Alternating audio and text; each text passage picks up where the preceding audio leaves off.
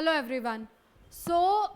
Today we are going to discuss about some more benefits or some more applications of the biotechnology processes in our daily lives, or not daily lives I would say, but in our human world, right? There are many industries and many processes in which the biotechnological processes are helping us to increase the yield of the products and to decrease the uses of some harmful products also.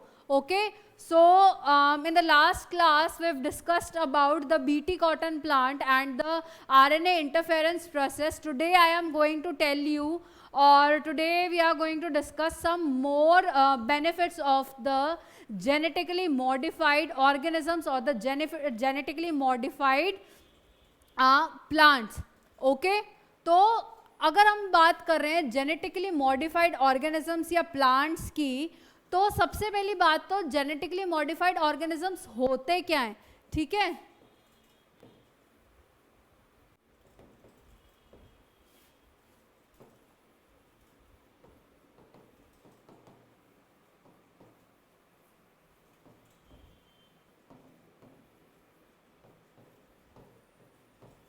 इनको हम short में GMO भी बोल सकते हैं, ठीक है? Genetically modified organisms, ठीक है? उनको हम शॉर्ट में क्या बोल सकते हैं? जीएमओ. ओके, अब ये जेनेटिकली मॉडिफाइड ऑर्गेनिजम्स क्या है कि ऐसे प्लांट्स, बैक्टीरिया,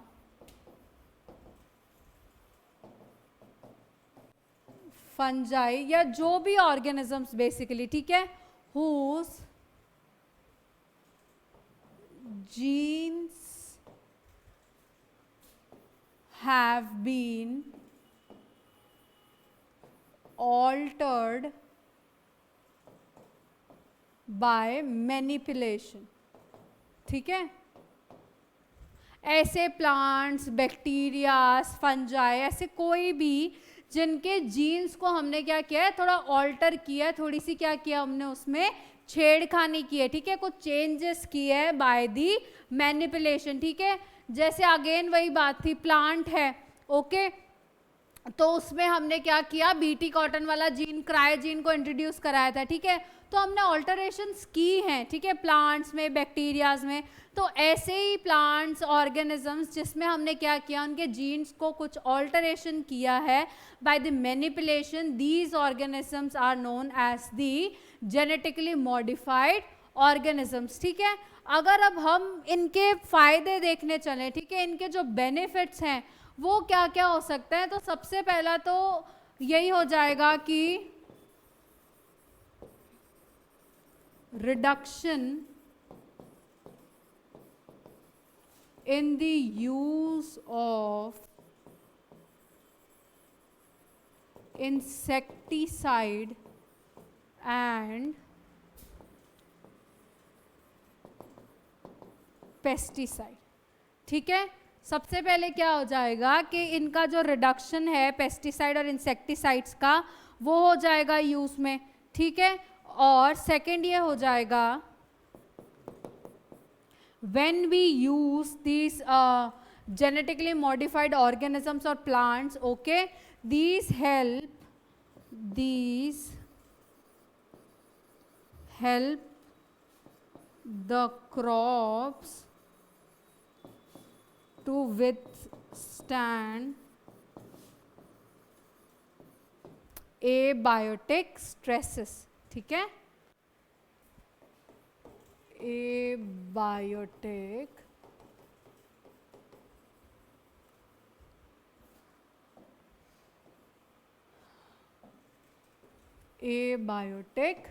स्ट्रेसेस. ठीक है, एबायोटिक स्ट्रेसेस से हम क्या समझते हैं, जैसे टेम्परेचर हो गया, ओके, कभी बहुत ज़्यादा सूखा पड़ रहा है, ठीक है, ड्रॉट है, तो कभी बहुत ज़्यादा पानी पड़ रहा है, ओके, तो these kind of crops help the it makes them to withstand these abiotic stresses.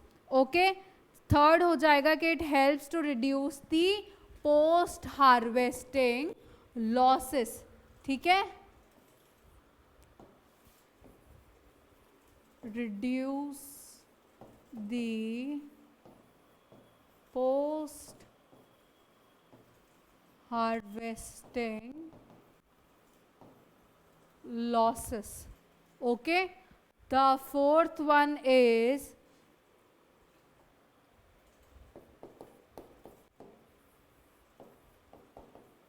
efficiency, increase efficiency to use the nutrients. ठीक है, मतलब ये जो न्यूट्रिएंट्स हैं जो प्लांट्स वो उसको एफिशिएंटली यूज़ करेंगे. ठीक है, जल्दी से मतलब वो सारे प्लांट्स के जो सॉइल का जो न्यूट्रिशन है उसको एग्जॉस्ट नहीं करेंगे फटाफट से, है ना. वो एफिशिएंटली उसको क्या करेंगे, यूज़ करेंगे. प्लस फिफ्थ चीज़ ये हो जाएगी कि वो जो भी फूड है, ठीक है, उसकी न्यूट्रिशनल वैल्यू को बढ़ाएगा. Nutrition, increase nutritional value of the food.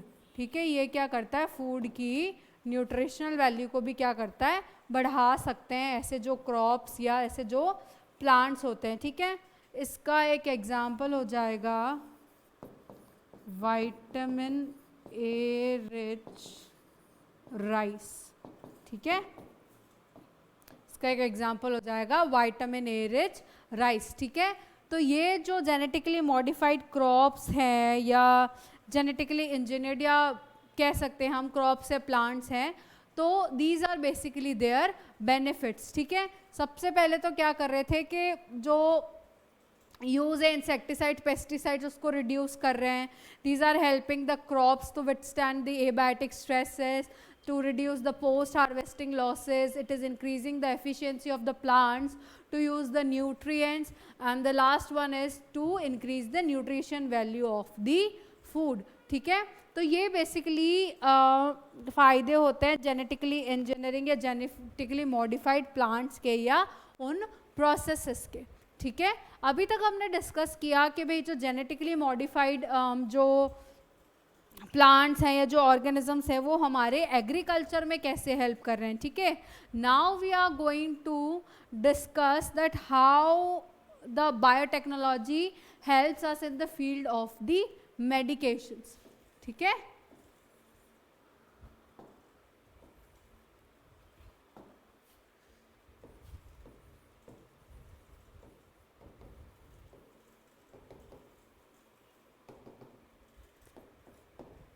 when we talk about medications, आजकल जो हेल्थ है, okay, it has become very important to all of us, right. सबके लिए ही अपनी जो हेल्थ है वो काफ़ी ज़्यादा इंपॉर्टेंट हो गई है. कोई भी इन मामलों में कॉम्प्रोमाइज़ नहीं करता. तो इसलिए, और इनफैक्ट इसी के साथ साथ जितनी ज़्यादा हेल्थ हो गई है ना, उतने ही ज़्यादा लोग लापरवाह भी हो गए हैं. सबको जो कंफर्टेबल लाइफस्टाइल्स है वो ज़्यादा पसंद है, राइट. तो उसी वजह से जो हमारी आजकल लाइफस्टाइल्स चेंज हो रही है उनकी वजह से क्या हो रही है, बीमारियां भी ज़्यादा बढ़ती जा रही है. और इसी वजह से क्या है कि हमको जो मेडिसिन्स हैं, जो टाइप्स ऑफ मेडिसिन्स हैं, उनकी भी काफ़ी ज़्यादा ज़रूरत पड़ रही है. ठीक है, तो इसलिए इनमें से ही हम एक बात करते हैं एक बहुत कॉमन बीमारी की जिसका नाम है डायबिटीज़ मेलाइटस. ठीक है, डायबिटीज़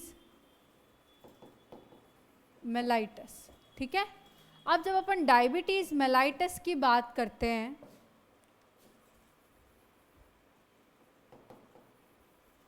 ठीक है, तो this is basically what, when हमको पता है कि जो हमारा पैनक्रियाज होता है, ठीक है, तो वो क्या करते हैं, उसके जो बीटा सेल्स होते हैं they release a hormone called insulin. Okay, तो डायबिटीज़ भी क्या होता है, बेसिकली दो तरह का होता है. इंसुलिन का काम क्या होता है कि जो हमारा ब्लड शुगर है उसको क्या करना, नॉर्मलाइज करके रखना. ठीक है, उसको कम करना. ओके, जब ये इंसुलिन या तो बीटा सेल्स प्रोड्यूस ना करें, ठीक है, या तो जो एंजाइम्स इंसुलिन को रिसीव करते हैं, ठीक है, जो रिसेप्टर्स इंसुलिन को रिसीव करके ये सारा फंक्शन रेगुलेट करते हैं, या तो वो खराब हो जाए, ठीक है, और या तो क्या हो जाए, इंसुलिन प्रोड्यूस ही ना हो. ठीक है, ये दो चीज़ें हो सकती है रीज़न डायबिटीज़ का. ओके, तो द थिंग इज के इस डिजीज में, इस डायबिटीज में, ठीक है, हमको किसकी जरूरत है? बेसिकली इंसुलिन की जरूरत है, ठीक है। जो एडल्ट ऑनसेट का डायबिटीज होता है, ठीक है, अगर हमको उसको कंट्रोल में रखना है, ठीक है, तो उसके लिए किसी भी पर्सन को नॉर्मल रेगुलर इंसुलिन के क्या लगाने पड़ते हैं? टाइम टू टाइम इंजेक्शंस लगाने पड़ते हैं, ताकि क्या हो, उनका ब्लड शुगर जो लेवल है वो नॉर्मल रहे, ठीक है, ताकि ज़्यादा इंक्रीज ना हो, वो क्या रहे? नॉर्मल रहे। तो इसलिए जो डायबिटिक पेशेंट्स हैं उनके लिए क्या है? इंसुलिन की बहुत ज़्यादा इंपॉर्टेंस है। जो नॉन डायबिटिक है उनके लिए भी इंपॉर्टेंस है ही, क्योंकि फिर वो नहीं होगा ना तो पता चलेगा कितनी इंपॉर्टेंट थी, because it will cause the diabetes, right. तो आजकल जैसी हमारी लाइफस्टाइल चल रही है, ठीक है, तो ये बीमारी भी कहीं ना कहीं इसका जेनेटिक कॉज भी होता है, but the lifestyle is also a very main cause of the diabetes mellitus, ठीक है। तो that's why our increasing carefree this lifestyle has made increased number of diabetes mellitus patient nowadays, right। तो इसलिए क्या है कि जितने ज़्यादा पेशेंट्स होंगे उतनी ज़्यादा इंसुलिन की भी रिक्वायरमेंट होगी, ठीक है। तो अब वो इंसुलिन आए कहाँ से? पहले तो क्या होता था कि ये जो इंसुलिन थी, ठीक है, तो वो कहाँ से आती थी? जो पैनक्रियास था of the slaughtered pigs and the kettles, right, वहाँ से क्या होता था? इंसुलिन को हम लेते थे और ह्यूमंस में इंजेक्ट करते थे। लेकिन उसका सबसे बड़ा डिसएडवांटेज क्या था कि भाई जो ह्यूमंस है, आप सबको पता है, हमने इम्यूनिटी वाले चैप्टर में एक चीज़ पढ़ी थी कि जो ह्यूमंस हैं उसमें क्या होता है कि टी सेल, जो सेल मीडिएटेड इम्यूनिटी होती है, इफ़ यू गाइस रिमेंबर, है ना, तो वो किस में हेल्प करती है? सेल्फ और नॉन सेल्फ आइडेंटिफाई करने में, ठीक है। किस में हेल्प करती है? सेल्फ और नॉन सेल्फ को आइडेंटिफाई करने में। तो जब आपको पता है कि हमारे बॉडी में अगर कुछ भी फॉरेन प्रोडक्ट आता है, ठीक है, तो हमारा जो इम्यून सिस्टम है वो उसके लिए क्या करता है? रिस्पॉन्स देता है। सिंपल सी चीज़ है, हमारी बॉडी में अगर कोई भी फॉरेन प्रोडक्ट आएगा तो इम्यून सिस्टम तो अपना काम करेगा ही, उसके लिए क्या देगा? रिस्पॉन्स देगा। तो कुछ पेशेंट्स में क्या हो रहा था कि ये जो पिग्स और कैटल से जो इंसुलिन ले रहे थे हम, ठीक है, वो क्या कर रही थी कि कुछ इम्यून रिएक्शंस, या मैं कहूँ कि कुछ एलर्जिक रिएक्शंस को कॉज कर रही थी, ठीक है, जो हमको नहीं चाहिए था, क्योंकि फिर लोगों में इंसुलिन कैसे इंजेक्ट होगी, है ना। तो इसलिए 1983 में एक कंपनी आई, एली लिली, ठीक है, जिसने क्या बनाई? जेनेटिकली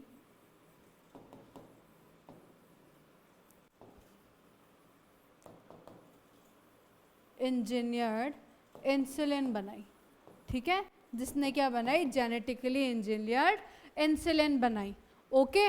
अब इंसुलिन कैसे बनाई? कि उन्होंने क्या किया कि जो बैक्टीरियाज हैं, ओके, उन्होंने क्या किया कि बैक्टीरियाज के अंदर क्या किया? इंसुलिन के लिए उनको मॉडिफाई किया, जेनेटिक इंजीनियरिंग के थ्रू जो बैक्टीरियाज है उनको क्या किया? मॉडिफाई किया, so that they can produce the insulin, ठीक है। इससे क्या होगा कि जो इम्यून रिस्पॉन्स है, ठीक है, इससे क्या होगा कि जो इम्यून रिस्पॉन्स होगा उसका भी जो चांसेस है वो क्या हो जाएंगे? कम हो जाएंगे, ठीक है। तो इस वजह से उन्होंने क्या किया कि ई कोलाई को चूज किया for the production of this insulin, ठीक है। उन्होंने क्या चूज किया? ई कोलाई को चूज किया for the production of this insulin, ठीक है। अब एक बात कि हमारी बॉडी में जो इंसुलिन बनती है, ठीक है, हमारी बॉडी में जो इंसुलिन बनती है, इट कंटेन्स, जब वो फॉर्म होती है, ठीक है, इट कंसिस्ट ऑफ 3 पॉलीपेप्टाइड्स और 3 चेन्स, ठीक है। सबसे पहले कौन सी हो जाएगी? ऐसे बना रही हूँ, ठीक है, बहुत ज़्यादा टाइम लग जाएगा वरना।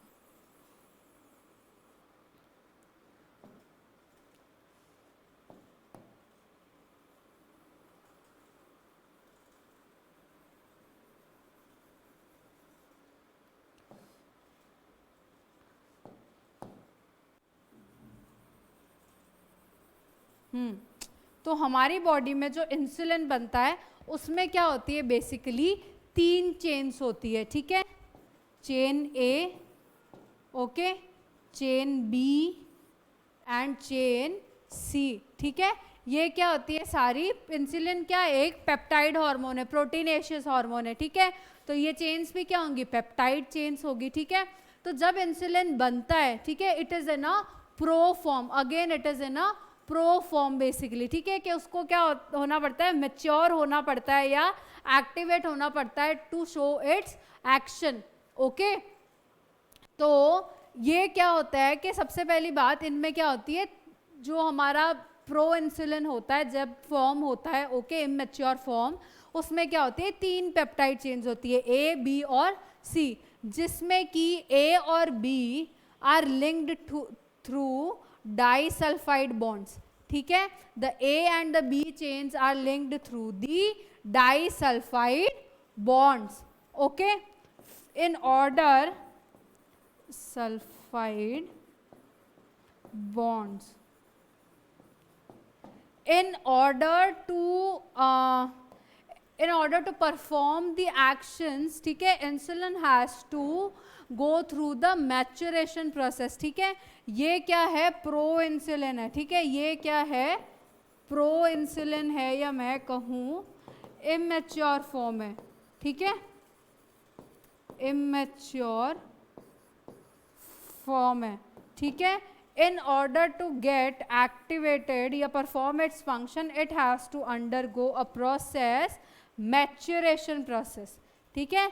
इसको किस प्रोसेस से निकलना पड़ेगा, मैच्योरेशन प्रोसेस से, जिसमें क्या होगा कि ये जो सी पॉलीपेप्टाइड है, ठीक है, जिसमें क्या होगा, ये जो सी पॉलीपेप्टाइड है ये क्या हो जाएगी, एलिमिनेट हो जाएगी, ठीक है। सी पॉलीपेप्टाइड क्या हो जाएगी, एलिमिनेट हो जाएगी। और अब इसमें कौन सी बचेगी, बी और ए चेन, ठीक है, बी और ए पेप्टाइड बचेगा, ठीक है, which are together linked by the disulphide bonds, which are together linked by the disulphide bonds, ठीक है।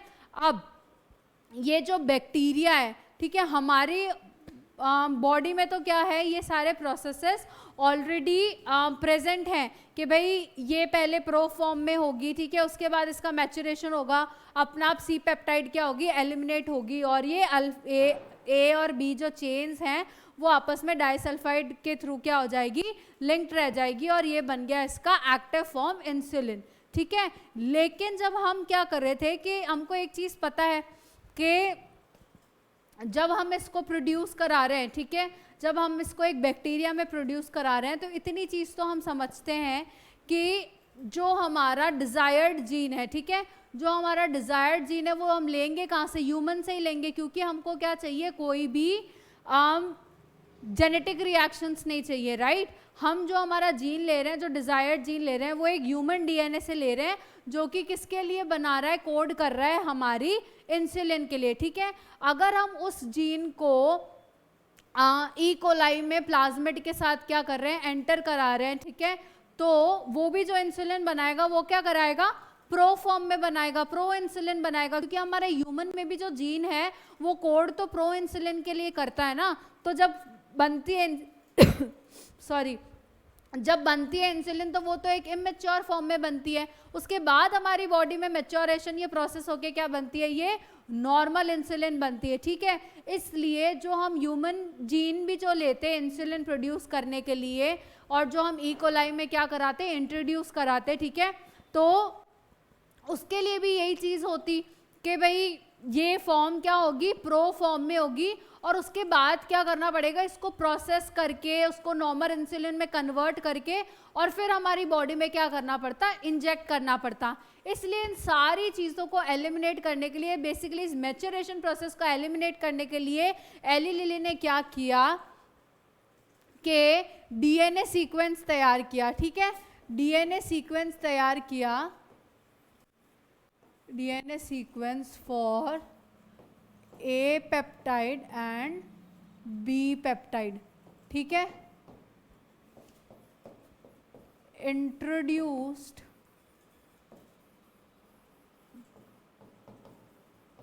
into two different bacterias, different bacterias मतलब अलग स्पीशीज के नहीं, ई कोलाई में ही एंटर करा रहे हैं, दो अलग अलग बैक्टीरियाज में करा रहे हैं, बस है ई कोलाई है ना, है ई कोलाई ही, लेकिन बस बैक्टीरियाज अलग अलग है। ओके, इनको क्या कराया, एक ए चेन का जो डीएनए सीक्वेंस है वो एक बैक्टीरिया में इंजेक्ट कराया, जो दूसरा बी चेन वाला सीक्वेंस है वो दूसरे बैक्टीरिया में इंजेक्ट कराया। ठीक है, जिसकी वजह से फर्दर क्या आगे ये डीएनए आरएनए ये सारा प्रोसेस होके क्या हो जाएगा, हमारा प्रोटीन बन जाएगा, हमारी ए पेप्टाइड और बी पेप्टाइड चेन बन जाएगी इंडिविजुअल। ठीक है, A peptide and B peptide formed, ठीक है, okay. These are then extracted from the cell, ठीक है, इनको क्या किया, सेल से अलग किया। ओके, देन इनको क्या किया, एक मीडियम में डाल के इनमें डाइसल्फाइड बॉन्ड्स क्या करा दिए, ऐड करा दिए। ठीक है, डाइसल्फाइड बॉन्ड्स एडेड। ठीक है, फिर क्या हो गए, ये A and B chain link हो गई आपस में, और इनको फिर फर्दर क्या करा दिया, इंजेक्टेड इनटू दी ह्यूमन। ठीक है, पहले तो अगर अपन नॉर्मल ह्यूमन जीन डाल के अगर इसको क्या कराते, एंटर कराते बैक्टीरिया के अंदर, ठीक है, तो वापस वही चीज़ आती है कि आप इसको मैच्योर कराओ, सी पेप्टाइड को एलिमिनेट कराओ, फिर ये सारा प्रोसेस करो। इसलिए एली लिली ने क्या किया 1983 के अंदर के ए और बी चेन के लिए क्या कर दिया, अलग अलग डीएनए सीक्वेंस तैयार किए, उनको क्या किया, बैक्टीरिया के अंदर इंट्रोड्यूस कराया तो डीएनए से आरएनए, आरएनए से पॉलीपेप्टाइड बना। ठीक है, पॉलीपेप्टाइड क्या बन गया, ये ए पेप्टाइड और बी पेप्टाइड। ठीक है, फिर इसने इनको क्या किया कि एक्सट्रैक्ट कराया वहाँ से। ठीक है, इनको कंबाइन किया और डाइसल्फाइड बॉन्ड्स क्या करा दिए, क्रिएट करा दिए इन दोनों के बीच में, जिसकी वजह से ये क्या बन गया, नॉर्मल ह्यूमन इंसुलिन। ओके, इसको फिर फर्दर कहाँ इंट्रोड्यूस कराया हमने, ह्यूमंस के अंदर। ठीक है, इसको कहाँ इंट्रोड्यूस करा दिया, ह्यूमंस के अंदर। Okay, so this is basically the genetically engineered insulin. ठीक है, this is basically the genetically engineered insulin. Okay, the next topic that we are going to discuss is the gene therapy. Okay,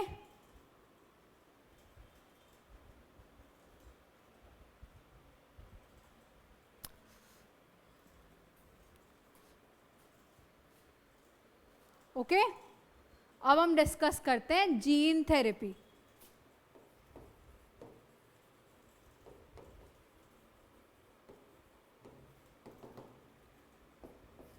अब जब हम gene therapy की बात करते हैं तो जीन थेरेपी बेसिकली क्या होती है, ठीक है, gene therapy is nothing but you know introducing a normal gene into an individual. Okay, gene therapy क्या है, बेसिकली रिप्लेसिंग या मैं कहूँगी introducing a normal gene into an individual to replace और to take over the function of the non functional gene.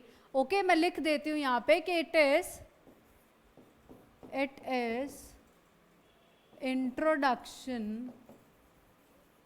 Introduction of a normal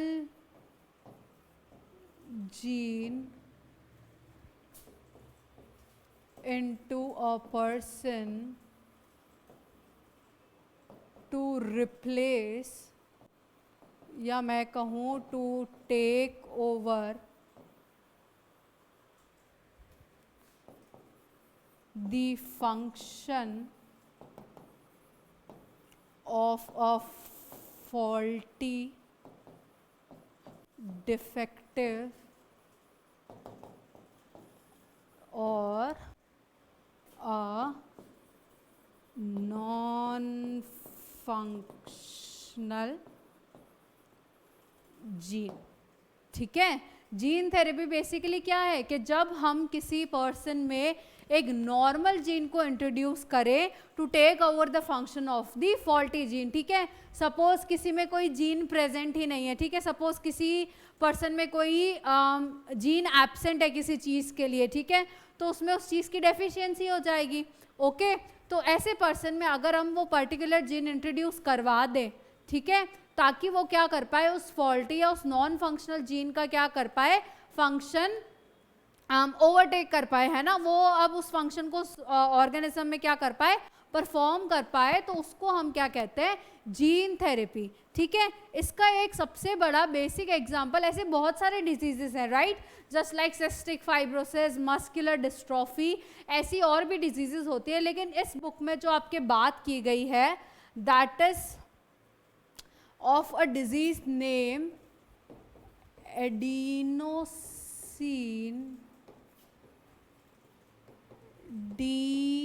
deaminase। ठीक है, ये जो जीन थेरेपी है वो सबसे पहले ट्राई की गई थी, या मैं कहूँ कि सबसे पहले परफॉर्म की गई थी ऑन अ 4-year-old गर्ल। ठीक है, on a 4-year-old girl in 1990. Okay, it was first performed on a 4-year-old girl in year 1990. Okay, जिसमें कि क्या हुआ था कि उसमें एक एंजाइम वॉज डेफिशिएंट। ठीक है, adenosine deaminase enzyme was deficient. ठीक है, या was not present I would say. Okay, तो उसकी वजह से क्या है कि दिस एडिनोसिन डीएमिनेज जो एंजाइम है, okay, it is responsible for the immune responses और it basically helps in the immune system. Okay, तो इस वजह से क्या हुआ था कि इस पर्सन को इम्यून सिस्टम की प्रॉब्लम्स आ रही होगी। ठीक है, जो चीज़ अपने इम्यून सिस्टम में हेल्प कर रही है अगर वो प्रेजेंट नहीं है तो उसका इम्यून सिस्टम कॉम्प्रोमाइज्ड है, तो उसको इन्फेक्शंस जल्दी लगेंगे, सिंपल सी बात है। तो इसलिए क्या किया गया कि इसमें एडिनोसिन डीएमिनेज एंजाइम इंजेक्ट करने की कोशिश की गई। ठीक है, इसमें क्या किया गया, इसमें एडिनोसिन डीएमिनेज एंजाइम को इंजेक्ट करने की कोशिश की गई। ठीक है, अब इसमें क्या हो सकते थे कि दो चीज़ें हो सकती थी। ठीक है, सबसे पहले अपन क्या कर सकते थे कि अपन इसमें डायरेक्टली उस एंजाइम को क्या करते रहते, इंजेक्ट करते रहते। ठीक है, सबसे पहला चीज़ तो अपन क्या कर सकते थे कि भाई इस एंजाइम को अपन बार बार इंजेक्ट करते रहते, इसको बार बार रिप्लेस करते रहते। ठीक है, या तो अपन क्या कर लेते, बोन मैरो ट्रांसप्लांटेशन कर लेते। ठीक है, इसके क्या ट्रीटमेंट हो जाते, बोन मैरो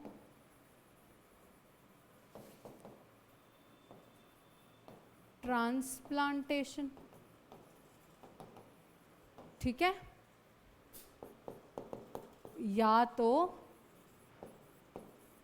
एंजाइम रिप्लेसमेंट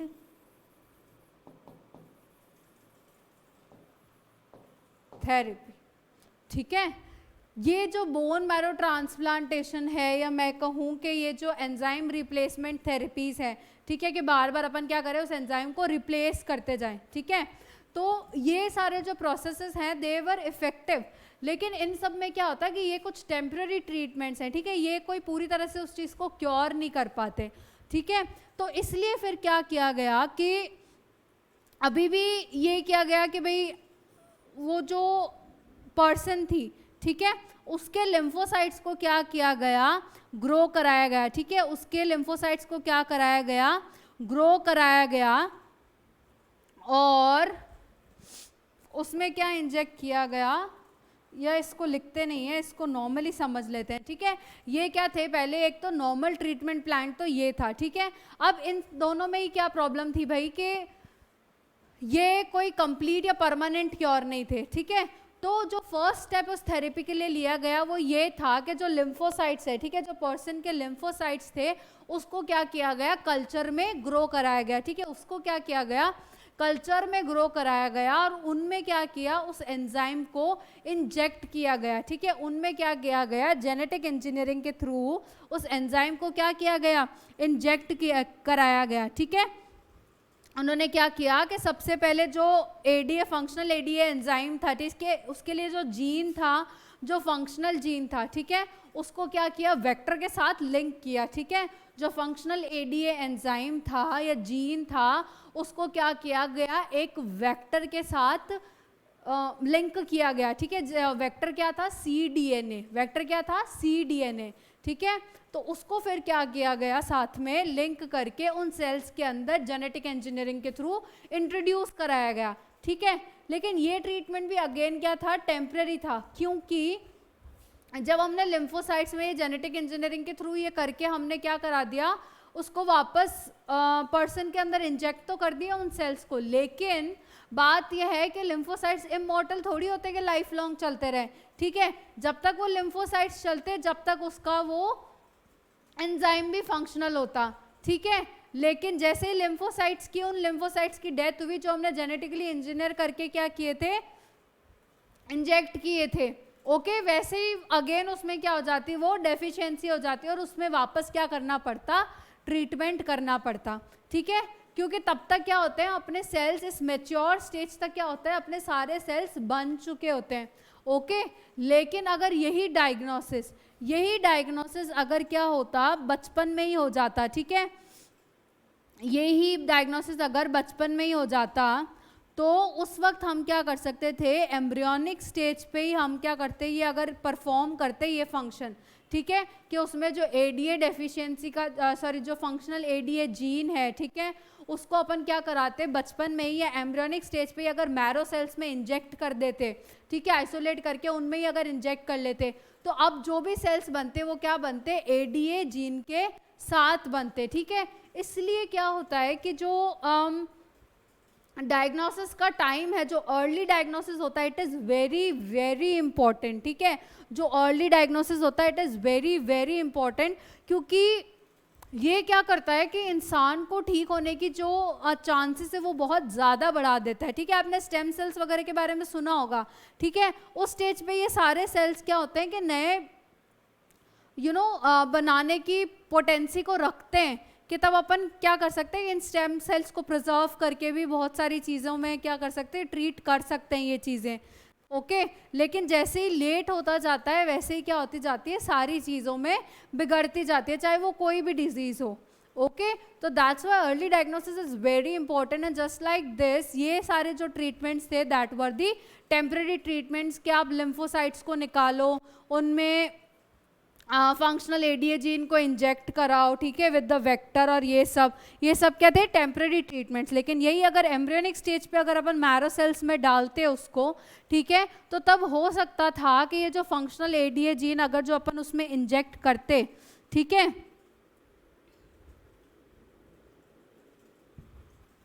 तो तब कोई बात फिर भी बन सकती थी, ठीक है। So this was basically about the gene therapy in which the normal enzyme is injected into the person, okay, to overtake the function of the non-functional faulty or the defective enzyme, ठीक है। The next topic is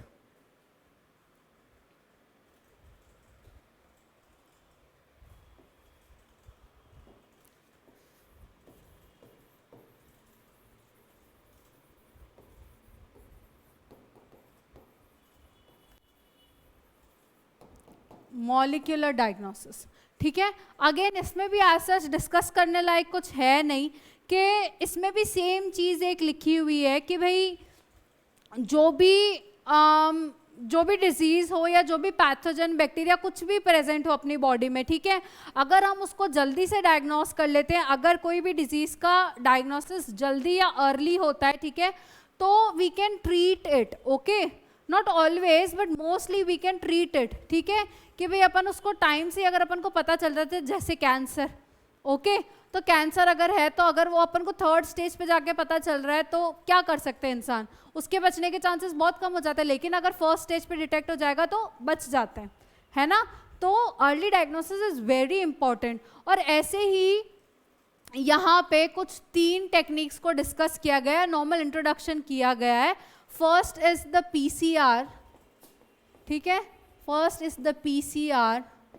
Second one is helping to detect the mutated gene with the help of the DNA probe या radioactive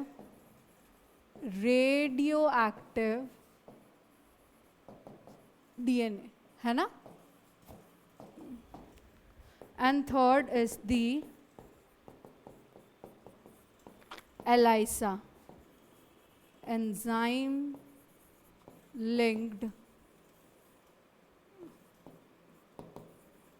immunosorbent assay. ठीक है, तो यहाँ पे क्या गया है, इन 3 टेक्निक्स का हेल्प किया गया है, जो कि हमको क्या करता है कि मॉलिक्यूलर बेसिस पे ही क्या करता है, उसको डिजीज को डायग्नोसिस करने का क्या देता है, चांस देता है या एनेबल करता है. ठीक है, जब तक वही चीज़ है कि जब तक हमें सिम्टम्स दिखने लगते हैं तब तक तो बहुत देर हो चुकी होती है, क्योंकि तब तक पैथोजन हमारी बॉडी में काफ़ी ज़्यादा स्प्रेड हो चुका होता है. ठीक है, इसलिए ये जो 3 टेक्निक्स हैं ये क्या करती है, इनेबल द पीपल और enable us to diagnose the disease at a very early stage. ठीक है, PCR हम ऑलरेडी डिस्कस कर चुके हैं. ठीक है, कि जो हमारा डिजायर्ड DNA है, जो सस्पेक्टेड होस्ट है, ओके, हम क्या कर सकते हैं, उसका सैंपल लेके हम जो DNA सैंपल है उसको हम क्या कर सकते हैं, एम्पलीफाई कर सकते हैं, ताकि हम जो टेस्ट है वो कर सके और उसका जो रिजल्ट है वो भी क्या आए, सही आए. ठीक है, उसका रिजल्ट भी क्या आए, सही आए. ये जो जनरली PCR वगैरह है, ये हम HIV जो सस्पेक्टेड पीपल है उसमें भी क्या करते हैं, ट्राई करते हैं, सो दैट आपको पता ही होगा HIV का विंडो पीरियड कितना ज़्यादा बड़ा होता है. ठीक है, कि सिम्टम्स आए तब तक तो इंसान बहुत लेट हो जाता है. तो इसलिए इसको क्या करते हैं, अर्ली डायग्नोसिस के लिए हम इसका जो DNA है, जो सैंपल है, उसको क्या कर सकते हैं, एम्पलीफाई कर सकते हैं. Again with the help of the radio labelled probe. ठीक है, जो DNA सीक्वेंस है, ओके, उसको हम क्या करते हैं, रेडियो एक्टिवली लेबल्ड कर देते हैं. ठीक है, रेडियो एक्टिव सब्सटेंस के साथ अपन क्या कर देंगे, लेबल कर देंगे DNA को. ठीक है, फिर उसको जब अपन क्लोन बैक्टीरियल क्लोन में क्या करते हैं, इंट्रोड्यूस करते हैं. ठीक है, तो क्या होगा कि ये जो सिंगल स्ट्रैंडेड DNA है, ठीक है, ये क्या करेगा, अपने कॉम्प्लीमेंट्री DNA के साथ क्या करेगा, पेयर करेगा जाके. सीधी सी बात है, जो क्लोन बैक्टीरिया है, जो DNA है, ठीक है, ये सिंगल स्ट्रैंडेड जो DNA जो रेडियो एक्टिव है, वो नॉर्मल DNA जो उसका कॉम्प्लीमेंट्री सीक्वेंस लेके घूम रहा होगा उसके साथ क्या करेगा, पेयर करेगा. ठीक है, लेकिन उसके बाद ये जब पेयर कर लेंगे आपस में, ठीक है, इनको अपन क्या करेंगे, ऑटो रेडियोग्राफी के थ्रू हम उस फोटोग्राफिक प्लेट पे देखेंगे. ठीक है, लेकिन जो DNA म्यूटेटेड जीन लेके घूम रहा होगा, ठीक है, जो DNA म्यूटेटेड जीन लेके घूम रहा होगा, ठीक है, सपोज इसमें क्या है, म्यूटेटेड जीन है, इसमें एक म्यूटेटेड जीन है. ठीक है, तो ये जो म्यूटेटेड जीन वाला DNA होगा, इसके पास कोई भी radio active labelled double stranded DNA साथ में नहीं आएगा उसके, है ना, क्योंकि इसमें तो म्यूटेटेड जीन है. तो म्यूटेटेड जीन के लिए कॉम्प्लीमेंट्री सीक्वेंस कहाँ मिलेगा, कहीं नहीं मिलेगा, है ना. तो इसलिए क्या होता है कि जो म्यूटेटेड जीन वाले जो नॉर्मल DNAs हैं, ठीक है, वो आपको फोटोग्राफिक जो प्लेट है, जो ऑटो रेडियोग्राफी है, उस प्रोसेस में आपको शो नहीं होंगे, क्योंकि जो रेडियो लेबल्ड प्रोब है, ठीक है, उसमें ऐसा कोई सीक्वेंस होगा ही नहीं जो इसके कॉम्प्लीमेंट्री हो. ठीक है, तो this is another this process. Okay, the third one is the ELISA, that is the enzyme linked immunosorbent assay. इसमें क्या होता है कि आपकी वही again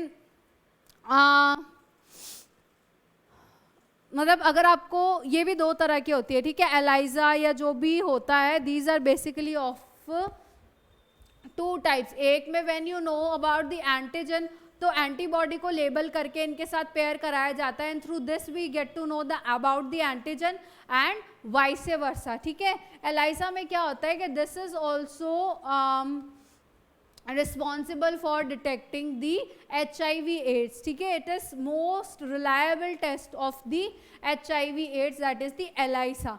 Okay, so these are basically the molecular diagnosis. ठीक है, the next is the transgenic animals, ठीक है, next is the transgenic animal, ठीक है। अब जो ट्रांसजेनिक एनिमल्स होते हैं,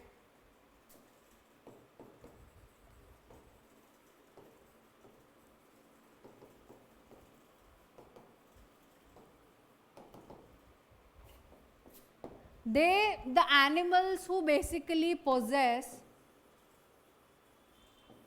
an extra gene, ठीक है, the animals who basically possess an extra gene, ठीक है, to produce a particular product are known as the transgenic animal, ठीक है। ऐसे एनिमल जो क्या करते हैं, एक एक्स्ट्रा जीन को क्या कर रहे हैं, पोजेस कर रहे हैं, ठीक है, उसको अपन क्या बोलते हैं, ट्रांसजेनिक एनिमल, ठीक है। ये क्या होते हैं, ऑब्वियसली एक मैनिपुलेटेड एनिमल्स होते हैं, और किसी में यूं ही तो एक्स्ट्रा जीन नहीं आ रहा है ना। यहाँ पे अपन जिन एनिमल्स की बात करें, these are basically manipulated animals, ठीक है, which are you know manipulated to possess an extra gene, okay, and उन एनिमल्स को अपन क्या बोलते हैं, ट्रांसजेनिक एनिमल्स, ठीक है। ये हमारे जो ट्रांसजेनिक एनिमल्स होते हैं, ये हमारे बहुत तरह से क्या होते हैं, यूजफुल होते हैं, ठीक है। सबसे पहले तो इनका जो यूज होगा that would be the normal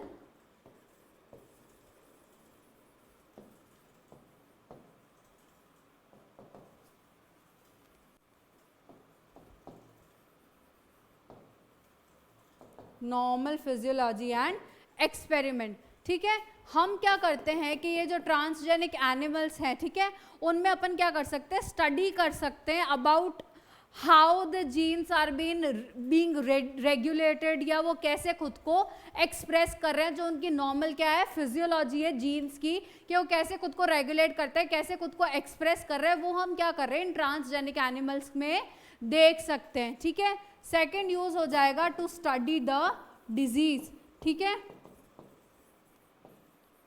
हम किसी भी जो डिजीज है उसकी स्टडी कर सकते हैं कि कोई पर्टिकुलर जीन जो है वो क्या डिजीज कॉज कर रहा है, कैसे कॉज कर रहा है, इस चीज के बारे में भी हम क्या कर सकते हैं, पढ़ सकते हैं, ठीक है। थर्ड हो जाएगा बायोलॉजिकल प्रोडक्ट्स,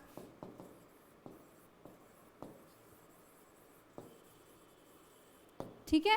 इन एनिमल्स को है, ये जो ट्रांसजेनिक एनिमल्स है, इनको हम बहुत तरह से यूज करते हैं, ठीक है, इनको हम बहुत तरह से यूज करते हैं। उसमें एक क्या हो जाएगा, बायोलॉजिकल प्रोडक्ट्स ऑब्टेन करने में, ठीक है। अगेन हम क्या करते हैं कि भाई इनमें कुछ जीन्स को इंट्रोड्यूस कराते हैं, ठीक है, to obtain some specific products, ठीक है, to obtain some specific products, okay.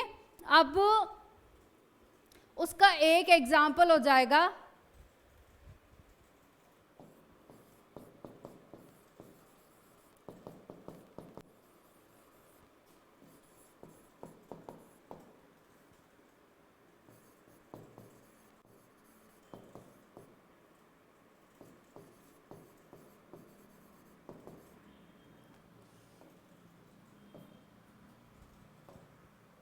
ठीक है। ये दो जीन्स क्या किए गए थे, जो एनिमल्स है उसमें इंट्रोड्यूस किए गए थे, ठीक है। अल्फा 1 एंटीट्रिप्सिन किया गया था for the treatment of the emphysema, ठीक है, और जो सेकंड है अल्फा लैक्टोल्ब्यूमिन, वो किया गया था for the treatment of the phenyl ketonuria, ठीक है। और ये किस में इंट्रोड्यूस किया गया था, एक काउ थी हुज नेम वाज रोजी, ठीक है, उसमें क्या गया था, ये जेनेटिकली इंजीनियर किया गया था gene, so that this protein can be formed और can be obtained by the milk of the cow, ठीक है। उसमें क्या था कि 2.5 जो लीटर जो काउ का जो मिल्क था, ठीक है, उसमें we use to obtain a lot of nutrition, ठीक है, जितना कि साइंटिस्ट को पता चला था कि जो नॉर्मल मदर का जो मिल्क होता है वो उसमें भी प्रेजेंट नहीं होता, ठीक है। 2.4 ग्राम्स पर लीटर इट वाज प्रोड्यूस्ड, ठीक है। Now the two last uses are the vaccine safety and the chemical safety testing, ठीक है।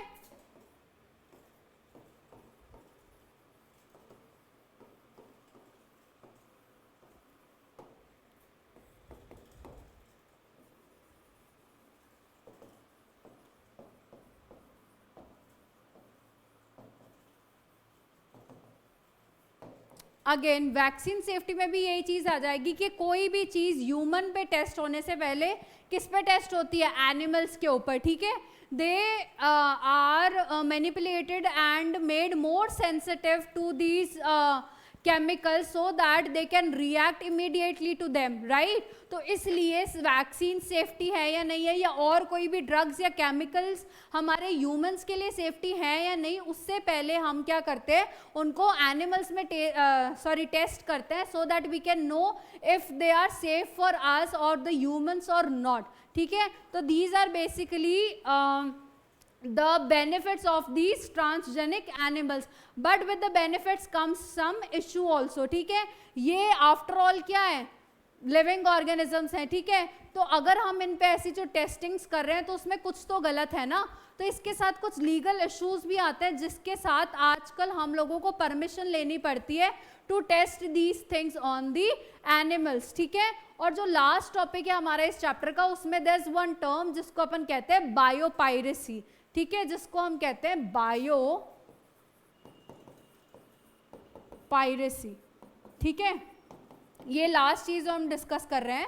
बायोपायरेसी में क्या होता है कि जनरली पायरेसी क्या होती है कि जैसे कोई लीगल सीडी है, ठीक है, जब कोई मूवी रिलीज हो रही है हम उसको थिएटर्स में जाके लीगली जाके नहीं देख रहे हैं, उसके लिए पैसा देके, लेकिन अगर वही चीज अपन टॉरेंट से डाउनलोड करके देख रहे हैं तो दिस इज बेसिकली पायरेसी के अपन जो चीज लीगली है उसको नहीं कर रहे हैं, उसको छुप के कुछ चीज कर रहे हैं ना, तो अनलीगल तरीके से, तो दैट इज बेसिकली पायरेसी. वैसे ही बायोपायरेसी क्या होती है कि अगर कोई बायोलॉजिकल प्रोडक्ट है, ठीक है, या अगर कोई प्रोडक्ट है जो किसी एक इंसान ने बनाया, सपोज आपके बुक में बासमती राइस का एग्जाम्पल देके रखा हुआ है कि सपोज इंडिया ने बासमती राइसेस बनाए थे, सबको पता है, ठीक है, लेकिन वही फॉरेन कंट्रीज ने क्या किया, बासमती राइस का कुछ हाइब्रिड बना के उसको सेल करके उसको पेटेंट करा लिया अपने नाम. पेटेंट आप सब जानते होंगे, अपने नाम पे लीगली रजिस्टर कराना कि भाई ये मेरा है, राइट. तो उन्होंने क्या किया कि उस राइस को अपने नाम पे क्या करा दिया, पेटेंट करा लिया. तो दिस इज बेसिकली बायोपायरेसी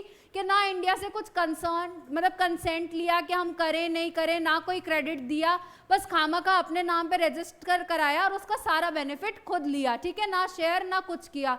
तो बेसिकली सिंपल वर्ड्स में दिस इज बायोपायरेसी, ठीक है. लैंग्वेज में आप इसको अपनी बुक में रीड कर सकते हैं. और this topic basically ends our this chapter. And जो क्वेश्चन एंड आंसर्स है दीज आर वेरी सिंपल, और ये हम सब कुछ पढ़ चुके हैं तो आपको उसमें सॉल्व करने में बिल्कुल कोई प्रॉब्लम नहीं आएगी, ठीक है. You guys can solve it on your own. These are very direct questions and you can solve it from what I have taught you in the classes, right? Okay, thank you.